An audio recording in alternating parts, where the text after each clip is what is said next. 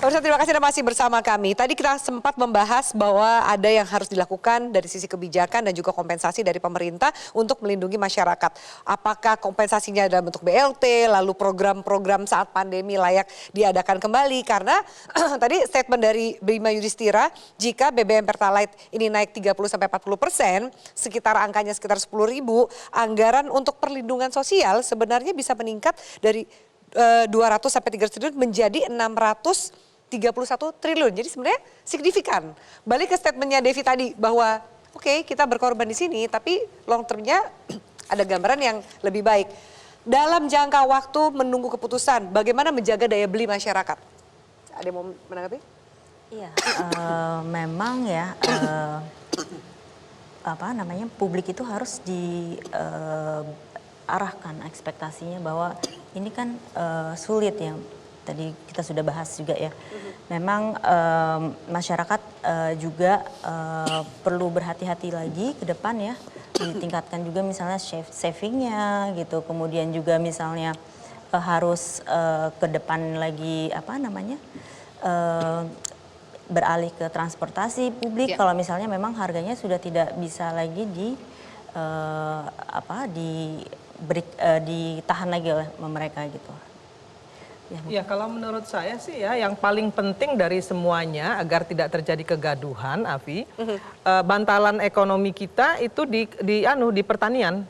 Ya, jadi beras tidak naik, kemudian cabai, bawang merah dan segala dan tetek bengeknya itu nggak naik, bisa dijaga dengan regulasi yang baik dari pemerintah. Saya kira itu menjadi salah satu solusi yang paling tepat. Iya, jadi bantalan ekonominya di situ. Di pertanian, di sembako, di kebutuhan harian. Di kebutuhan pokok sembako. Ya, masyarakat. kebutuhan pangan saya kira ya, karena memang kebutuhan pangan kan paling langsung mendasar. dikonsumsikan. Ya, sehingga yang terpenting aksesibilitasnya gampang, kemudian affordability terjangkau dari masyarakat, dan kemudian potensi-potensi untuk adanya tadi aji mumpung dalam bisnis pangan harus diatasi itu. Orang-orang yang aji mumpung dalam situasi belum pasti ini kan banyak. Ya harus ditindak tegas, itulah ketegasan pemerintah kan di situ. Pemerintah sering mengatakan ada mafia. Kan ada satgas-satgas itu kan, ya, sekarang ada satgas pangan, kemudian ada Badan Pangan Nasional. Nah, itu harus bekerja keras.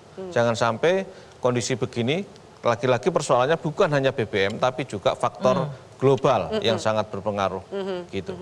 Karena biasanya Mbak Afi, kalau misalnya harga BBM itu naik, pasti harga-harga pangan itu juga ikut naik. Karena kan juga terkait dengan harga distribusi gitu ya, harga ongkos biaya untuk produsen itu yang meningkat, terutama bahan-bahan pangan ini. Dan memang harus pemerintah yang mengatur harga-harga pangan ini juga standby, siaga gitu. Bahwa harga ini pasti akan naik ikutan dari BBM yang akan naik. Jadi sebelum BBM itu naik juga pengendalian harga pangan sudah dilakukan. Gitu. Apakah saat ini sudah dilakukan ya? Pak Jokowi kan kali pertama Republik ini ketika misalnya Idul Fitri harga semua baik gitu ya, artinya tidak ada kenaikan. Artinya itu kan sudah terkendali. Artinya itu kan kita sudah punya success story. Artinya tinggal menciptakan success story lain. Tadi ya kata beliau tadi, oke, clear.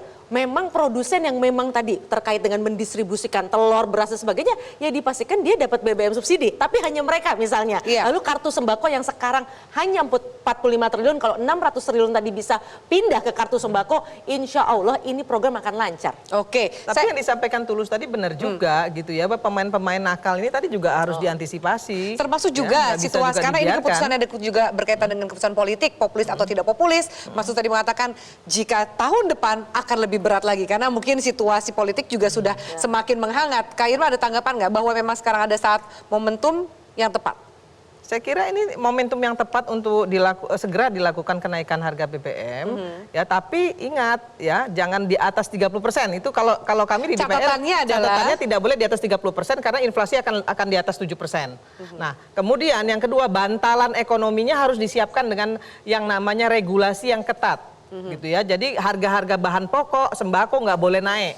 Gimana caranya? Ya itu urusan pemerintah dan pemerintah harus tegas di situ. Jadi pemerintah kerasa ya. tambah dilema setelah mendengar diskusi kita lagi. Oke, baik pemirsa, terima kasih untuk para panelis. Semoga diskusi kita ini bermanfaat dan juga menarik. Amin, Bahwa insyaallah. kita tahu menaikkan harga BBM ini menjadi pil pahit yang harus dipilih untuk ditelan oleh pemerintah. Karena jika tidak dilakukan, mau tidak mau, ini untuk menjaga anggaran supaya tidak jebol karena membengkaknya biaya subsidi bagi masyarakat. Namun mengambil kesimpulan dari diskusi kita pada malam hari ini, yang tidak kalah penting menjadi catatan yang utama adalah bagaimana pemerintah mengatasi efek domino dari kenaikan itu agar hidup masyarakat tidak semakin sulit ke depan. Demi keadilan sosial. Demi keadilan sosial. Baik, terima kasih para panelis, para narasumber. Saya Farah undur diri, kita jumpa di episode Superwin berikutnya. Selamat malam, tetap jaga protokol kesehatan Anda. Bye.